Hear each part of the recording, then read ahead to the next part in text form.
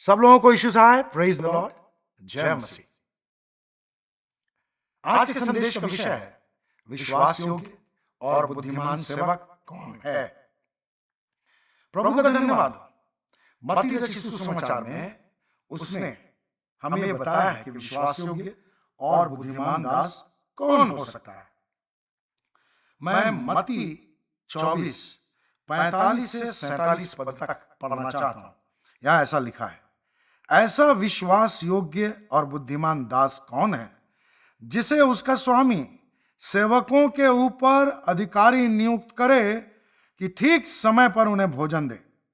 धन्य वह दास जिसका स्वामी आकर उसे ऐसा ही करता पाए। मैं तुमसे सच कहता हूं कि वह उसे अपनी सारी संपत्ति पर अधिकारी नियुक्त करेगा। तो आप क्या सोचते हैं, विश्वास योग्य और बुद्धिमान सेवक कौन है? मैं एक उदाहरण के द्वारा आपको और अधिक स्पष्ट रूप से यह बताना चाहता हूं।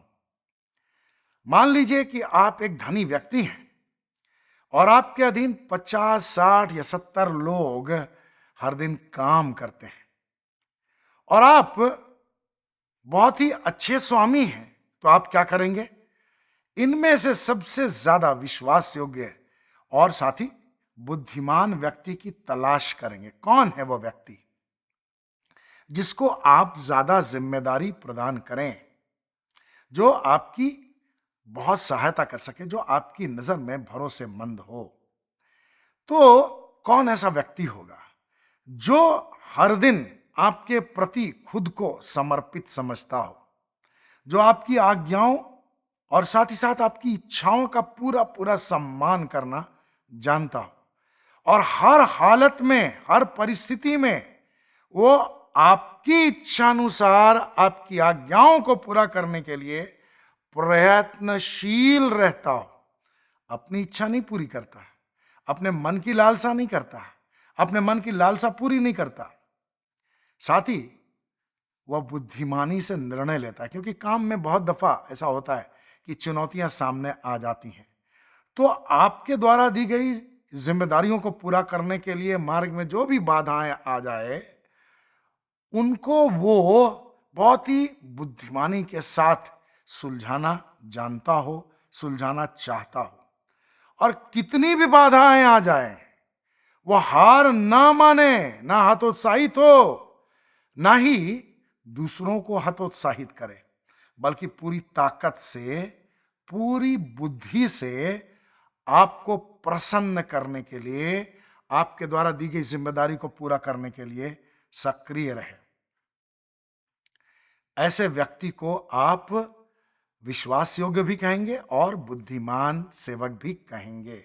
लेकिन जो बात बात पर बहाने बनाए, बात बात पर यह कहे कि बहुत बड़ी बाधाएं आ गई थी, ऐसा करना, आपकी इच्छा के अनुसार काम करना मेरे लिए बिल्कुल संभव नहीं था, जो बात बात पर दूसरों के सामने नकारात्मक बातें कहे, जो बात बात में इस खोज में रहे कि कैसे थोड़ा अपने लिए समय निकाल लिया जाए, अपना काम पूरा कर लिया जाए, जो मेहनत करने से हिचकिचाए, जो आपकी इच्छा को पूरा करने से हिचकिचाए, क्या वो व्यक्ति आपकी दृष्टि में विश्वास योग्य और बुद्धिमान हो सकता है?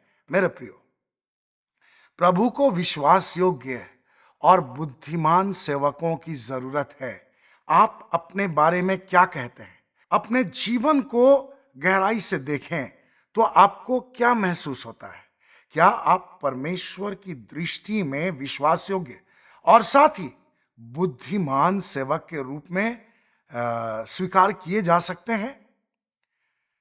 विश्वास योग्य और बुद्धिमान व्यक्ति कौन होगा? प्रभु का विश्वास योग्य और बुद्धिमान सेवक कौन होगा?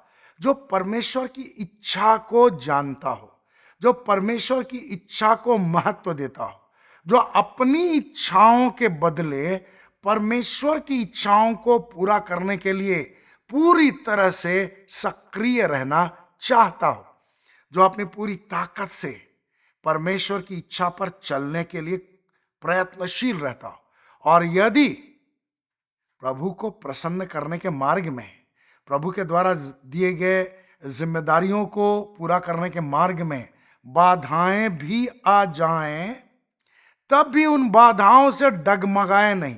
उन बाधाओं को वो दूर करने के लिए अपनी बौद्धिक शक्ति का भी इस्तेमाल करे, अपनी योग्यताओं का भी इस्तेमाल करे। तो मेरे प्रियो, आपको मालूम होना चाहिए कि प्रभु ने आपके ऊपर कौन सी जिम्मेदारियां रखी हैं, प्रभु आपसे क्या चाहता है।